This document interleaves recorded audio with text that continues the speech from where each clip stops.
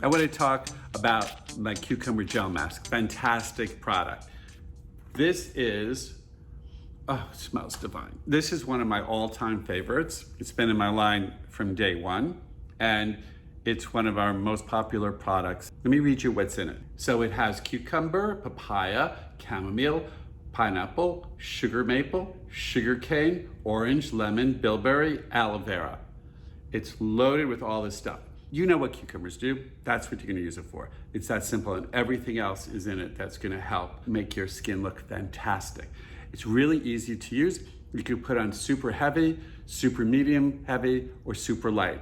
You can also apply it really thin to your skin so it absorbs all over your chest and your arms and your neck. And if you like to go work out, it's great for after really anything. It's a fantastic product that has so many multiple uses for it that you're actually going to love it.